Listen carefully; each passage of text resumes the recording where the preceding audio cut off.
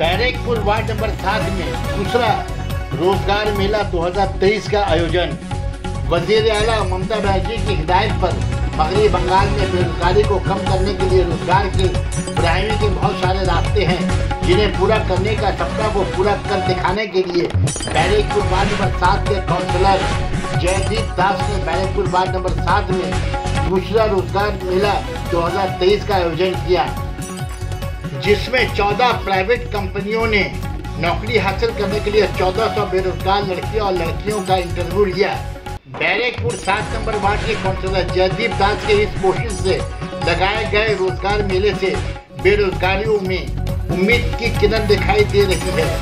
मेला के इनॉग्रेशन के दिन रियासती वजीर पार्थो भौमिक, एमएलए बैरकपुर राज्य ट्रस्टी चेयरमैन उत्तम दास, बैरकपुर म्यूनिसिपैलिटी और दूसरे म्यूनिसिपैलिटी के काउंसिलर हजरात उपस्थित रहे। আমরা সবসময় চেষ্টা করি মিউনিসিপ্যালিটি, আমাদের চেয়ারম্যান, আমাদের পুরো টিম মিলে আমরা চেষ্টা করি যে ব্যারাকপুরে আরো উন্নততর শহর কি করে করা যায়, আরো কি করে মানুষকে পরিষেবা ভালো করে দেওয়া যায়, তার জন্য আমরা চেষ্টা করি। রিসেন্টলি আপনারা হয়তো শুনেছেন মাপচল শুরু হয়ে গেছে। বারাসাত রোডের যে আমরা সংস্করণ করতে চাইছি, আমরা একটা 6 লেন করতে চাইছি, হয়তো খুব শীঘ্রই এই 6 লেনের কাজ শুরু হবে। আমি এবং আমাদের মাননীয় চেয়ারম্যান উত্তম দাস মহাশয় আমরা দুজনে মিলে নবান্নতে গিয়ে আমরা পুরো জিনিসটা বলেছি এবং ওখান থেকে অ্যাপ্রুভাল এসে গেছে। খুব শীঘ্রই এই কাজের এই ধরনের অনুষ্ঠান সচরাচর কেউ করে না, যে যারা ইয়ং ছেলে মেয়ে যারা কাজের সন্ধানে দৌড়চ্ছে তাদের যারা কাজ দেয় তাদের কাছাকাছি নিয়ে আসা, এটা একটা অসাধারণ প্রয়াস।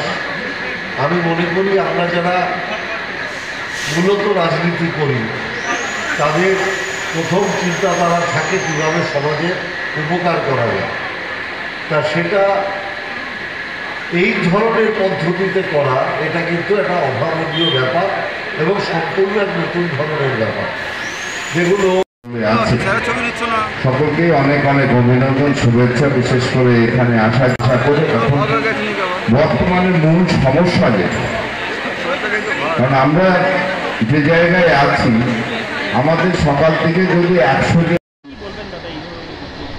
এই ধরনের ইনোভেটিভ অনুষ্ঠান তো সচরাচর হয় না। একদল ছাত্রছাত্রীদের সামনে তাদের কর্মসংস্থানের জন্য ডাইরেক্টলি ইন্টারভিউয়ের ব্যবস্থা করে দেওয়া। আপনারা তো সাংবাদিক, আপনারা এত জায়গায় ঘোরেন, এইগুলো একটা ব্যতিক্রমী প্রয়াস।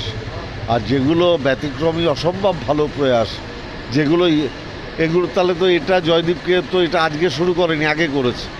তার নকল করে তো আরও অনেক মানুষ করতে পারত, কিন্তু এটা নকল করে করার মতো স্পর্ধাও কেউ দেখায়নি। তার মানে স্বাভাবিকভাবেই এগুলো একটা ব্যতিক্রমী ঘটনা। আর এই ঘটনা যদি সবাই ঘটাতে পারতো তাহলে একটা ব্যতিক্রমী হতো না। আমি চাইবো ওকে দেখে অন্যেরা উৎসাহিত হোক।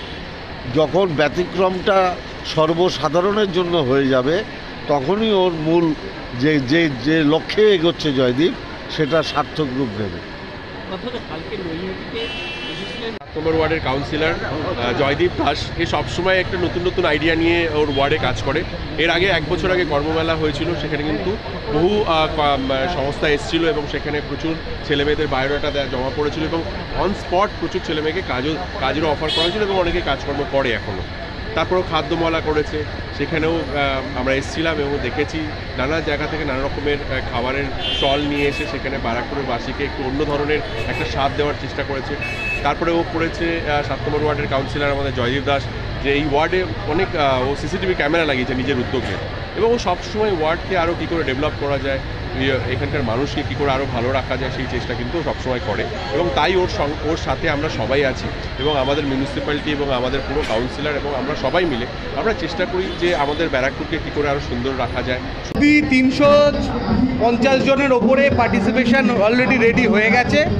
আমরা যা দেখতে পাচ্ছি ফ্লো, তাতে 1200 মনে হয় ছাপিয়ে যাবে আগের বারের সংখ্যাকে। এখন অবধি 14টা কোম্পানি চালু হয়েছে, প্রত্যেকে 50 থেকে 100 বলেছে। আমি আশা করছি যারা আসবে 1200, 1300 বা 1400 যারা আসবে কেউ বিমুখ হবেন না। এই বছরটা দ্বিতীয় বছর। এই বছর কিছু কারণবশত আমরা ব্যাপারটাকে একটু পিছিয়ে নিয়েছি। কারণটা আর কিছুই না, পঞ্চায়েত ভোট চলছিল বলে সেই সময় কোনো রকম এই ধরনের কোনো কিছু করলে সেটা নির্বাচনী ক্ষেত্রে একটা বাজে বার্তা যেতে পারতো, তাই আমরা এটাকে একটু পিছিয়ে সেপ্টেম্বর মাসে করেছি। না হলে আমরা এটা জুলাই মাসের আগেই আমরা এর কমপ্লিটটা করে দিই। এই ধরনের চিন্তাধারা মাননীয় মুখ্যমন্ত্রী মমতা ব্যানার্জি যেরকম সবসময় বলে যে বাংলায় প্রচুর কাজ আছে, প্রপার ওয়েতে সেগুলোকে ইউটিলাইজ করা হচ্ছে না, সেইটা চিন্তা করে আমি বেশ কিছু সংস্থার সাথে যোগাযোগ করি যাদের সারা বছর লোক লাগে, কিন্তু তাদেরও প্রপার জায়গা নেই যে কোথা থেকে তারা এই ধরনের শিক্ষিত যুবক যুবতীদের এক জায়গায় পাবে।